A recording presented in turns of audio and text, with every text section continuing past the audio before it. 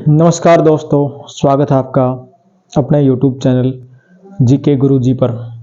ठीक है दोस्तों, आज हम भारत की मिट्टियों के बारे में पढ़ेंगे। कल हमने भारत के जो प्रमुख दर्रे थे उनके बारे में पढ़ा कि कौन से राज्य में कौन कौन से दर्रे हैं, किन किन राज्यों के बीच रास्ता प्रदान करते हैं या किन किन देशों के साथ आवागमन का रास्ता देते हैं। ठीक है, तो कल हमने दर्रों के बारे में जाना। आज हम भारत की मिट्टियों के बारे में जानेंगे कि भारत में कितने प्रकार की मिट्टियां पाई जाती हैं और उनमें कौन कौन सी फसलें उगाई जाती हैं। यह कौन कौन सी मिट्टी किस किस राज्य में या किन किन क्षेत्रों में पाई जाती है।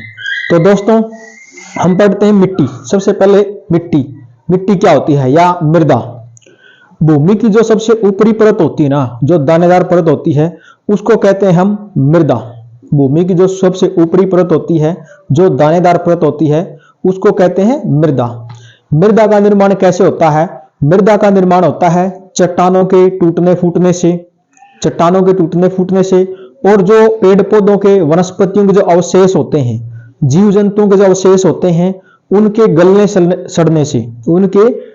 सड़ने से लाखों वर्षों तक उनके गलने सड़ने से एक लंबी प्रक्रिया के बाद मृदा का निर्माण होता है, मिट्टी का निर्माण होता है। भूमि की जो सबसे ऊपरी परत है, जो दानेदार परत है, उसको मृदा कहते हैं, मिट्टी कहते हैं।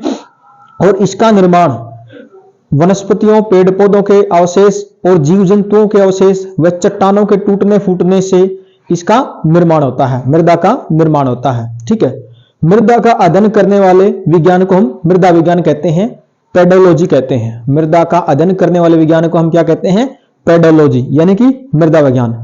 जो भारतीय कृषि अनुसंधान संगठन है, जिसको हम बोलते हैं ICAR, Indian council agriculture research, ICAR भारतीय कृषि अनुसंधान परिषद, उसने भारत की जो मिट्टियां हैं उसको 8 भागों में बांटा है। कितने भागों में बांटा है? 8 भागों में। ये क्वेश्चन कई बार एग्जाम में देखने को मिला है कि जो भारत में मिट्टियां पाई जाती हैं वो कितने प्रकार की मिट्टी पाई जाती है। ठीक है, या जो भारतीय कृषि अनुसंधान परिषद है उसने भारत की मिट्टियों को कितने भागों में बांटा क्षेत्र के आधार पर? तो भारतीय कृषि अनुसंधान परिषद ने भारत की मिट्टियों को 8 भागों में बांटा है। तो आज हम इन 8 मिट्टियों के बारे में पढ़ेंगे। ठीक है, तो आप अपना ध्यान रखना, मैं जैसे जैसे बताऊंगा वैसे ही सुनते जाना और इसको नोट करते जाना साथ के साथ। ICAR के अनुसार जो भारत में मिट्टियां पाई जाती हैं उसको 8 भागों में बांटा गया है, 8 भागों में। ठीक है, कौन कौन सी मिट्टियां हैं? वो है, सबसे पहले है जलोढ़ मिट्टी।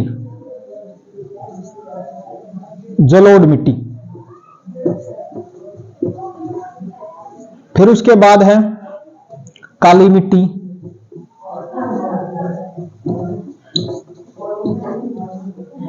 फिर उसके बाद है लाल मिट्टी।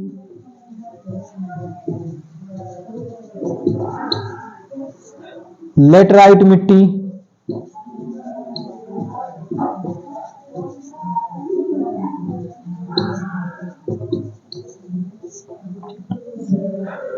पर्वतीय मिट्टी।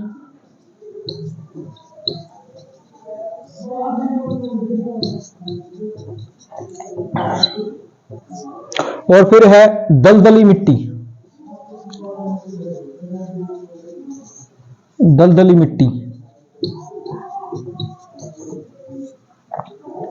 और फिर है मरुस्थलीय मिट्टी।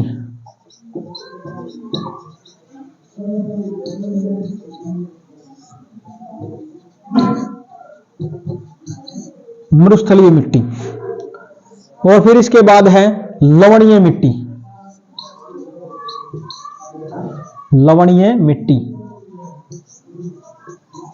भारत में ये 8 प्रकार की मिट्टियां पाई जाती हैं: जलोढ़ मिट्टी, काली मिट्टी, लाल मिट्टी, लेटराइट मिट्टी, पर्वतीय मिट्टी, दलदली मिट्टी, मरुस्थलीय मिट्टी व लवणीय मिट्टी। ICAR ने इन भारत की मिट्टियों को 8 भागों में बांटा है और ये 8 प्रकार की मिट्टियां भारत में पाई जाती हैं। अब हम सबसे पहले ये जानने का प्रयास करेंगे या कोशिश करेंगे कि कौन सी जो मिट्टी है उसमें उसकी उपजाऊ शक्ति कितनी है, वह किन के क्षेत्रों में पाई जाती है, या सबसे महत्वपूर्ण मिट्टी कौन सी है। ठीक है, तो मैं शायद इस मैप को हटा देता हूं, मैप को थोड़ा चलो यहीं पर, ठीक है। तो सबसे पहले है जलोढ़ मिट्टी। क्या है? जलोढ़ मिट्टी। जो जलोढ़ मिट्टी है,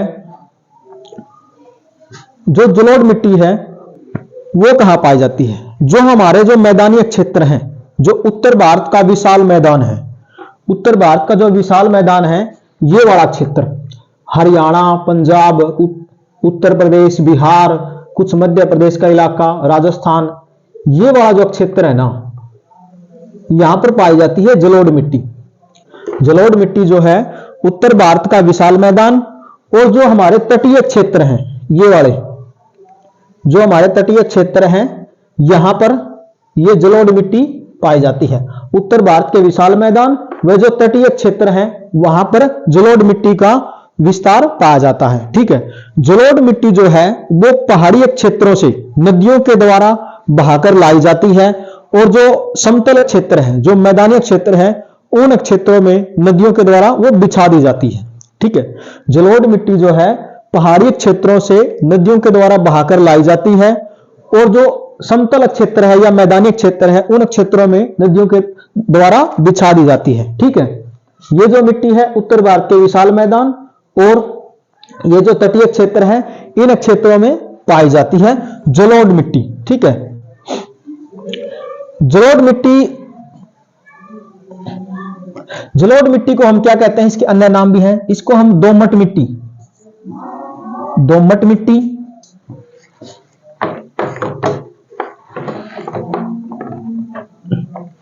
दोमट मिट्टी या कछारी मिट्टी भी कहते हैं। दो नाम इसके। जलोढ़ मिट्टी को हम दोमट मिट्टी या कछारी मिट्टी भी कहते हैं। जलोढ़ मिट्टी जो है वो सबसे अधिक उपजाऊ होती है, सर्वाधिक उपजाऊ होती है। इसमें उपजाऊ शक्ति सर्वाधिक होती है, सर्वाधिक उपजाऊ होती है। ये जलोढ़ मिट्टी सर्वाधिक उपजाऊ होती है। ठीक है। ये भारत के संपूर्ण जो उत्तरी मैदान है, उन क्षेत्रों में और तटीय क्षेत्रों में पाई जाती है। ठीक है। इस मिट्टी में जो भारत की सभी मिट्टियां हैं, ये जो 8 प्रकार की मिट्टियां हैं, इन सभी में नाइट्रोजन, ह्यूमस और फास्फोरस, इन तीनों की कमी पाई जाती है। Nitrogen, humus, phosphorus. आपसे कोई भी क्वेश्चन पूछ ले कि जो काली मिट्टी है, लाल मिट्टी है, लेटराइट मिट्टी है, जलोढ़ मिट्टी है, या भारत में जो मिट्टियां पाई जाती है उनमें किन तत्वों की कमी पाई जाती है? तो नाइट्रोजन, फास्फोरस और ह्यूमस, इन 3 तत्वों की कमी पाई जाती है भारत की सभी मिट्टियों में। ठीक है। तो जलोढ़ मिट्टी में भी जो है नाइट्रोजन, ह्यूमस और फास्फोरस की कमी पाई जाती है। जलोढ़ मिट्टी जो है ना, ये चावल, गेहूं, ठीक है, सरसों, मक्का, तिलहन, दालें, ठीक है, इन सभी फसलों की खेती के लिए उपयुक्त होती है। जलोढ़ मिट्टी जो है इसकी उपजाऊ शक्ति सर्वाधिक होती है। इसको दोमट मिट्टी या कछारी मिट्टी कहते हैं। इसमें चावल, गेहूं, सरसों, मक्का, तिलहन, दालें, इन सभी फसलों के लिए यह उपयुक्त होती है, यह उपयुक्त होती है। ठीक है। तो ये विशेषताएं हैं जलोढ़ मिट्टी की। ये जो विशेषताएं हैं ये है जलोढ़ मिट्टी की। जलोढ़ मिट्टी को 2 अन्य नामों से भी जाना जाता है। इसके 2 अन्य नाम हैं। कौन कौन से हैं? एक है बांगर और दूसरा है खादर। खादर, बांगर जो है ये पुरानी जलोढ़ मिट्टी है। बांगर जो है वो पुरानी जलोढ़ मिट्टी। पुरानी जलोढ़ मिट्टी को क्या बोलते हैं? बांगर। और जो नई जलोढ़ मिट्टी है उसको बोलते हैं खादर। नई जलोढ़ मिट्टी को बोलते हैं खादर। नई जलोढ़ मिट्टी को खादर बोलते हैं। तो इसके ये 2 नाम हैं। पुरानी जलोढ़ मिट्टी बांगर कहलाती है और नई जलोढ़ मिट्टी खादर कहलाती है। अब आपसे कोई क्वेश्चन पूछ ले कि जो पुरानी जलोढ़ मिट्टी है और नई जलोढ़ मिट्टी है, इसमें क्या अंतर है? दोस्तों, जैसे कि मैं आपको एग्जांपल देता हूं, जैसे कि यमुना नदी है। यमुना नदी में मान लिया किसी वर्ष बाढ़ नहीं आती, तो वो जो यमुना नदी का जो जल है वो ज्यादा दूर तक विस्तार नहीं कर पाता, यानी कि ज्यादा दूर तक फैल नहीं पाता। तो जो यमुना की जो घाटी है ना, जो समतल घाटी है, उसमें वो ज्यादा दूर तक मिट्टी को नहीं बिछा पाता। ठीक है। इसलिए उसको बोलते हैं नई जलोढ़ मिट्टी, यानी कि खादर। और जो लंबी घाटी है, जो चौड़ी घाटी है, वहां तक जो है नई जलोढ़ मिट्टी नहीं पहुंच पाती। जो पहले से जो मिट्टी वहां पर पड़ी हुई है या डाली गई है यमुना के जल द्वारा, उसको बोलते हैं बांगर जलोढ़ मिट्टी, यानी कि बांगर यानी कि पुरानी जलोढ़ मिट्टी। ठीक है, तो ये है पुरानी जलोढ़ मिट्टी और नई जलोढ़ मिट्टी। ठीक है, इसको मैं साफ कर देता हूं।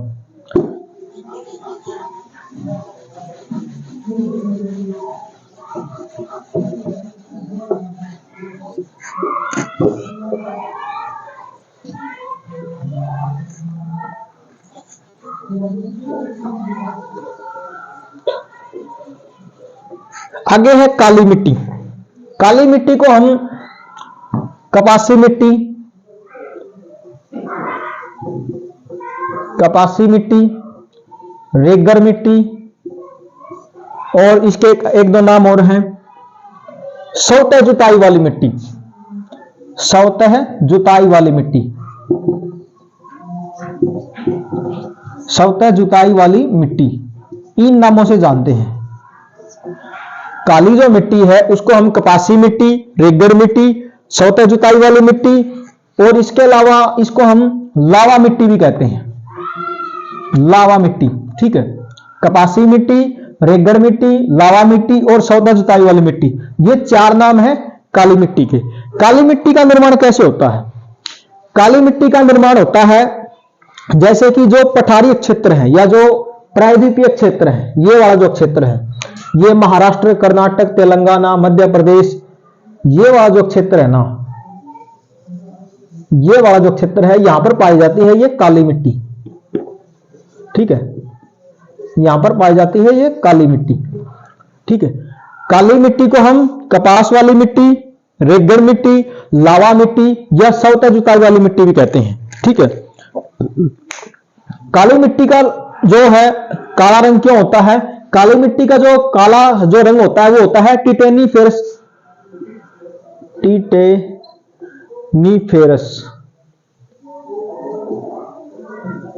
मैग्नेटाइट, टिटेनीफेरस मैग्नेटाइट की वजह से, टिटेनीफेरस मैग्नेटाइट की वजह से इसका जो रंग होता है वो काला होता है।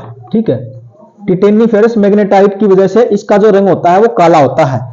काली मिट्टी का जो निर्माण होता है वो बेसाल्ट चट्टानों के टूटने से होता है। काली मिट्टी का निर्माण बेसाल्ट चट्टानों के टूटने से होता है। और बेसाल्ट चट्टानों का निर्माण कैसे होता है? बेसाल्ट चट्टानों का निर्माण होता है लावा के जमने से। ज्वालामुखी के अंदर से जो लावा निकलता है, जो मैग्मा निकलता है, उसके ठंडा होकर जमने से बेसाल्ट चट्टानों का निर्माण होता है। और बेसाल्ट चट्टानों के टूटने फूटने से काली मिट्टी का निर्माण होता है। ठीक है, आपसे कोई क्वेश्चन पूछ ले कि काली मिट्टी का निर्माण कैसे होता है? बेसाल्ट चट्टानों के टूटने से होता है। और बेसाल्ट चट्टानों का निर्माण होता है लावा के जमने से, लावा के ठंडा होने से बेसाल्ट चट्टानों का निर्माण होता है। ठीक है, इसलिए इसको काली मिट्टी कहते हैं, क्योंकि इसका जो रंग होता है वो काला होता है टिटेनीफेरस मैग्नेटाइट की वजह से। इसको कपासी मिट्टी, लावा मिट्टी, सौतेह जुताई वाली मिट्टी कहते हैं। सौतेह जुताई वाली मिट्टी क्यों कहते हैं? क्योंकि ये जो मिट्टी है काली मिट्टी, इसमें सर्वाधिक धूप खिलने से, सबसे ज्यादा धूप खिलने से क्या होती है? दरारें पड़ जाती हैं। ठीक है, मोटी मोटी दरारें पड़ जाती हैं, जिससे आपको देखने से पता चलेगा कि इसकी जुताई की गई है। ठीक है, इसकी जुताई की गई है, इसमें बीज बो दिए गए हैं, इसलिए इसको सौतेह जुताई वाली मिट्टी भी कहते हैं। काली मिट्टी को सौतेह जुताई वाली मिट्टी भी कहती हैं। ये जो ज्यादातर देखने को मिलती है वो महाराष्ट्र में देखने को मिलती है। इसका जो सर्वाधिक क्षेत्र है ना जो काली मिट्टी का, वो महाराष्ट्र में है। ठीक है, काली मिट्टी का सर्वाधिक क्षेत्र महाराष्ट्र में देखने को मिलता है। ये जो है ये कपास की फसल के लिए सबसे उपयुक्त होती है, कपास की खेती के लिए सबसे उपयुक्त होती है, कपास की खेती के लिए उपयुक्त होती है ये।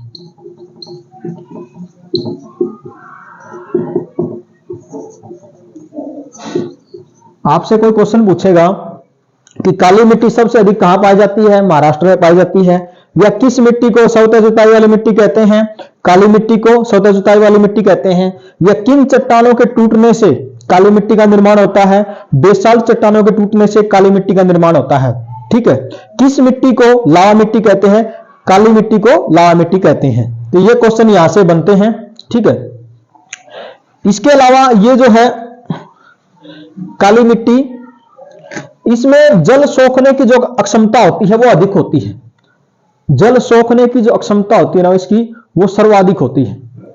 काली मिट्टी की जल सोखने की क्षमता या जल धारण करने की क्षमता सर्वाधिक होती है। ठीक है, तो इतना ही था काली मिट्टी के बारे में। इसको मैं साफ कर देता हूं।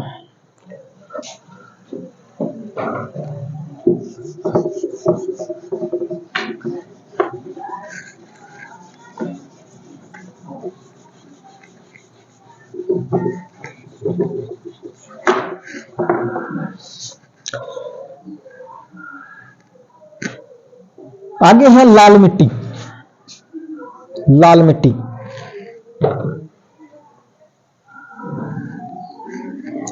लाल मिट्टी, लाल मिट्टी जो है प्रायद्वीपीय क्षेत्रों में पाई जाती है। ये वाला जो क्षेत्र है ना, ये कर्नाटक का, तमिलनाडु का, ये वाला जो क्षेत्र है यहां पर पाई जाती है लाल मिट्टी। कुछ क्षेत्रों में लाल मिट्टी, लाल मिट्टी। ठीक है, लाल मिट्टी ये भारत के कम वर्षा वाले क्षेत्रों में पाई जाती है। जो कम वर्षा वाले क्षेत्र है, जो प्रायद्वीपीय भारत है, ये वाला जो क्षेत्र है जो प्रायद्वीपीय भारत है, ये कम वर्षा वाला क्षेत्र है, तो यहां पर पाई जाती है लाल मिट्टी। कम वर्षा वाले क्षेत्रों में पाई जाती है। ठीक है, इसके अलावा फेरिक ऑक्साइड की उपस्थिति के कारण, फेरिक ऑक्साइड, फेरिक ऑक्साइड की उपस्थिति के कारण इसका रंग लाल होता है। लाल मिट्टी जो है कम वर्षा वाले क्षेत्रों में पाई जाती है, जो प्रायद्वीपीय भारत का जो कम वर्षा वाले क्षेत्र है यहां पर पाई जाती है। फेरिक ऑक्साइड की उपस्थिति के कारण इसका रंग लाल होता है। इसमें लोहा और सिलिका की मात्रा अधिक होती है। लोहा और सिलिका, लोहा एवं सिलिका की मात्रा अधिक होती है लाल मिट्टी में। लाल मिट्टी जो है वो कम वर्षा वाले क्षेत्रों में पाई जाती है। इसका लाल रंग क्यों होता है? फेरिक ऑक्साइड की उपस्थिति के कारण। इसमें लोहा और सिलिका की मात्रा अधिक होती है। ये आपको जो है तमिलनाडु और आंध्र प्रदेश, जो तमिलनाडु और आंध्र प्रदेश का जो क्षेत्र है ना, कुछ इलाका कर्नाटक का व तमिलनाडु का है। कर्नाटक, तमिलनाडु, आंध्र प्रदेश, कर्नाटक, तमिलनाडु व आंध्र प्रदेश, इन क्षेत्रों में यह मिट्टी ज्यादा देखने को मिलती है। कर्नाटक, तमिलनाडु व आंध्र प्रदेश में यह मिट्टी ज्यादा देखने को मिलती है।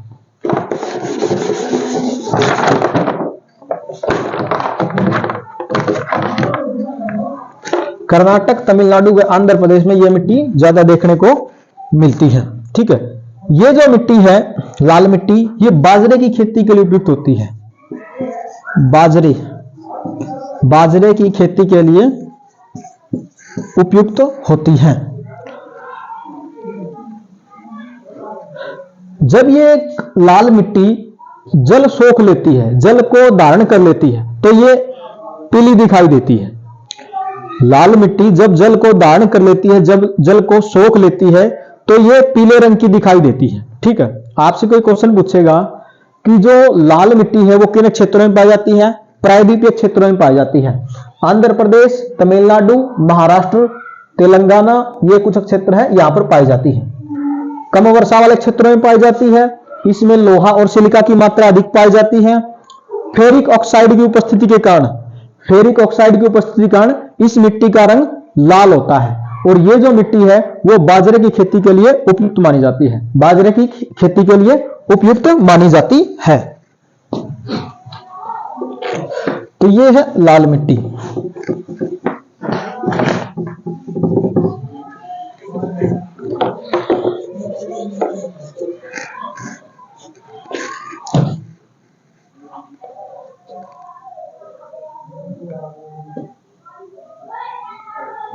अब है लेटेराइट मिट्टी।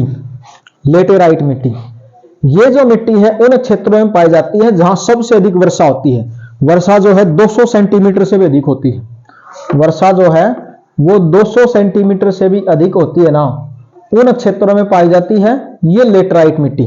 ठीक है, एवं अत्यधिक गर्मी पड़ती है, एवं अत्यधिक गर्मी पड़ती है, अत्यधिक गर्मी पड़ती है।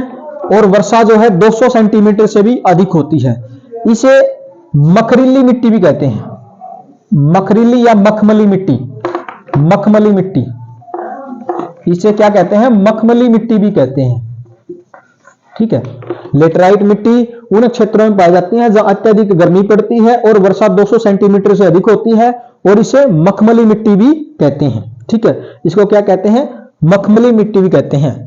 इसमें जो है लौह ऑक्साइड और एल्यूमिनियम की अधिक मात्रा पाई जाती है। लौह ऑक्साइड और एल्यूमिनियम की अधिक मात्रा पाई जाती है इस मिट्टी में। ठीक है, लौह ऑक्साइड की उपस्थिति के कारण इस मिट्टी का रंग भी लाल होता है। लौह ऑक्साइड की उपस्थिति के कारण इस मिट्टी का रंग भी कैसा होता है? लाल होता है। ठीक है, लौह ऑक्साइड की उपस्थिति के कारण इस मिट्टी का रंग भी लाल होता है। इस मिट्टी में आपको निक्षालन की क्रिया देखने को मिलती है। निक्षालन क्या होता है? निक्षालन, ठीक है, निक्षालन क्या होता है? जब किसी मिट्टी में पानी की मात्रा ज्यादा हो जाती है ना, जब किसी मिट्टी में पानी की मात्रा ज्यादा हो जाती है तो उसमें क्या होता है? जो उसके अंदर अम्लता होती है, जो नमकीन जो होता है वो उठकर ऊपर आ जाता है। ठीक है, और जो उसके पोषक तत्व होते हैं वो नीचे चले जाते हैं। ठीक है, इसलिए उस मिट्टी के ऊपर जो है क्या होता है? एक सफेद सफेद परत जम जाती है। एक सफेद सफेद परत जम जाती है। ठीक है, उसको बोलते हैं हम निक्षालन। यानी कि जब किसी मिट्टी पर ज्यादा लंबे समय तक जल ठहरा रहता है, ठीक है, या पानी खड़ा रहता है, तो उस मिट्टी में क्या होता है? उसके जो पोषक तत्व होते हैं वो नीचे गहराई में चले जाते हैं, और जो नमकीन की जो मात्रा होती है, जो लवणीयता होती है, वो ऊपर आ जाती है, जिसके कारण उसके ऊपर एक परत सी जम जाती है। ठीक है, जिसको हम बोलते हैं नूनी वाली मिट्टी। ठीक है, तो ये नूनी वाली मिट्टी भी है। ठीक है, ये नूनी वाली मिट्टी भी है। ये मिट्टी कहां पाई जाती है आपको? ये मिट्टी जो है केरल, कर्नाटक, तमिलनाडु, महाराष्ट्र के कुछ हिस्सों में। ये मिट्टी जो है केरल में, कर्नाटक में, तमिलनाडु में, महाराष्ट्र में, तेलंगाना, आंध्र प्रदेश, इसके अलावा ये नॉर्थ ईस्ट के जो राज्य हैं, मेघालय, आसाम, त्रिपुरा, मिजोरम, इन क्षेत्रों में ये मिट्टी पाई जाती है। ये जो मिट्टी है कर्नाटक, महाराष्ट्र, तमिलनाडु, इन क्षेत्रों के अलावा जो पूर्वोत्तर राज्य हैं, जैसे कि मेघालय है, आसाम है, उड़ीसा है, इन क्षेत्रों में भी ये मिट्टी आपको देखने को मिलती है। इस मिट्टी में जो है किन फसलों की खेती होती है? चाय की, काफी, कहवा, चाय, काफी, कहवा, इनकी फसलें उगाई जाती हैं। लेटराइट मिट्टी का जो सबसे अधिक विस्तार है ना, वो है केरला के अंदर। ये आपका केरल है, यहां पर लेटराइट मिट्टी सर्वाधिक मात्रा में पाई जाती है। लेटेराइट मिट्टी, ठीक है, केरल के अंदर लेटराइट मिट्टी का विस्तार सबसे अधिक मात्रा में पाया जाता है। ठीक है, लेटराइट मिट्टी का जो प्रयोग किया जाता है वो किया जाता है ईंट बनाने के लिए। जो हम घरों के निर्माण के लिए ईंटों का प्रयोग करते हैं ना, तो उन ईंटों को बनाने के लिए सर्वाधिक मात्रा में कौन सी मिट्टी इस्तेमाल की जाती है? लेटराइट मिट्टी। लेटराइट मिट्टी का इस्तेमाल ईंट बनाने के लिए किया जाता है। ठीक है, तो ये है लेटराइट मिट्टी। अत्यधिक गर्मी वाले क्षेत्रों में पाई जाती है, सर्वाधिक वर्षा होती है 200 सेंटीमीटर, वहां पाई जाती है।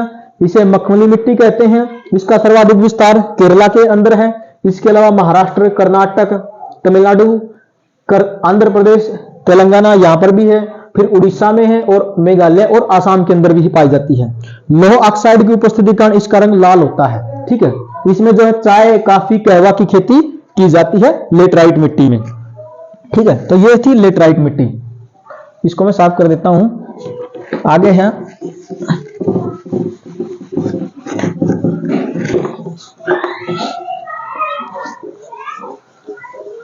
वैसे देखें तो भारत की जो 4 प्रमुख मिट्टियां हैं वो यही है: जलोढ़ मिट्टी, काली मिट्टी, लाल मिट्टी और लेटराइट मिट्टी। सबसे ज्यादा जो क्वेश्चन देखने को मिलते हैं वो जलोढ़ मिट्टी और काली मिट्टी से देखने को मिलते हैं। एग्जाम के अंदर किसी भी एग्जाम को देख लेना आप, जो मिट्टी से अगर क्वेश्चन पूछेगा तो या तो पूछेगा काली मिट्टी से या पूछेगा जलोढ़ मिट्टी से। ठीक है, इन 2 मिट्टियों से सबसे ज्यादा क्वेश्चन देखने को मिलते हैं, लेकिन फिर भी हम 8 मिट्टियों के बारे में जानेंगे। ठीक है, तो आगे है पर्वतीय मिट्टी।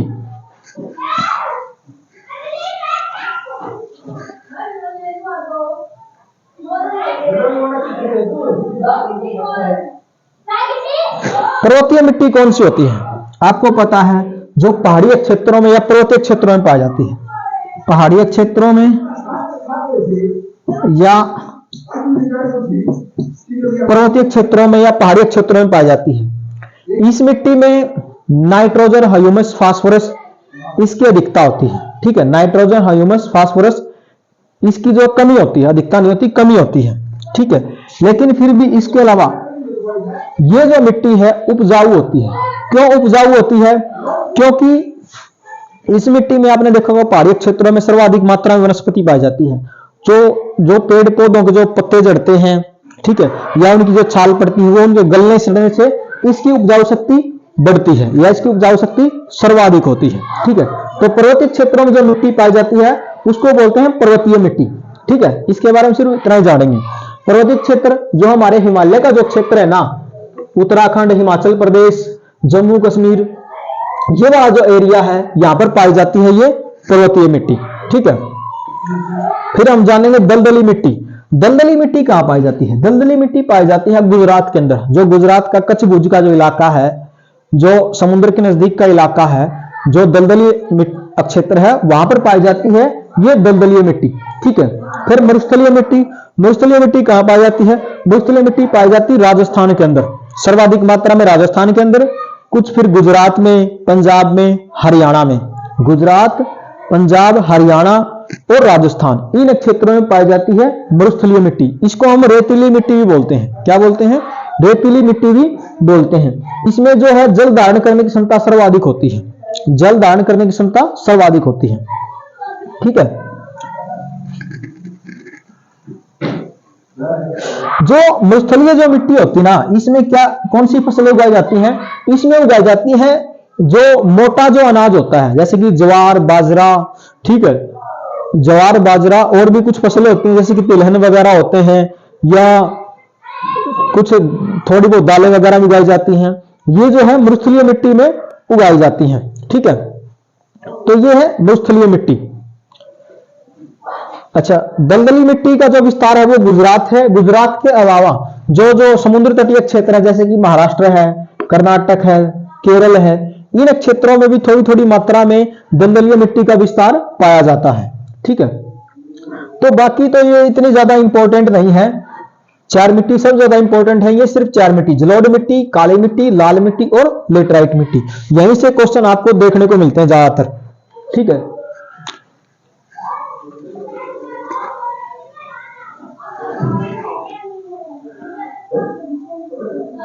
ठीक है दोस्तों, आज के लिए इतना ही काफी है। हमने आज मिट्टियों के बारे में जाना। सबसे जो महत्वपूर्ण मिट्टियां हैं वो चार मिट्टियां ही हैं, यहीं से सबसे ज्यादा क्वेश्चन आते हैं। बाकी आपसे क्वेश्चन यही पूछता है ज्यादातर तो मिट्टियों के बारे में कि भारत में कितने प्रकार की मिट्टी पाई जाती है? 8 प्रकार की मिट्टी पाई जाती है। सबसे उपजाऊ मिट्टी कौन सी है? जलोढ़ मिट्टी है। या फिर क्वेश्चन ये पूछ लेगा कि जो कपास के लिए सर्वाधिक उपयुक्त मिट्टी कौन सी है? काली मिट्टी है। किस मिट्टी को लावा मिट्टी कहते हैं? काली मिट्टी को लावा मिट्टी कहते हैं। ठीक है, तो सबसे महत्वपूर्ण जो है ये चार मिट्टियां ही हैं। बाकी जो मिट्टियां हैं इतनी ज्यादा इंपॉर्टेंट नहीं है, हमने थोड़ा बहुत इनके बारे में पढ़ा। ठीक है, आपसे अगर ज्यादातर क्वेश्चन पूछ भी लेता है तो ये पूछता है कि जो मरुस्थलीय मिट्टी है वो किन किन राज्यों में पाई जाती है। जो मरुस्थलीय मिट्टी है वो है कहां पाई जाती है? सर्वाधिक मात्रा में राजस्थान में पाई जाती है। ठीक है, फिर पंजाब, हरियाणा, ठीक है, और कुछ गुजरात का क्षेत्र, इन क्षेत्रों में पाई जाती है। इसके अलावा फिर क्वेश्चन दलदली मिट्टी से पूछ लेता है कि दलदली मिट्टी सर्वाधिक मात्रा में कहां पाई जाती है? तो ये गुजरात के अंदर पाई जाती है। गुजरात का जो कच्छ भुज का जो क्षेत्र है, जो कच्छ भुज जो जिला है, वहां पर पाई जाती है दलदली मिट्टी। ठीक है, तो आज के लिए दोस्तों इतना ही काफी है, बाकी हम कल करेंगे।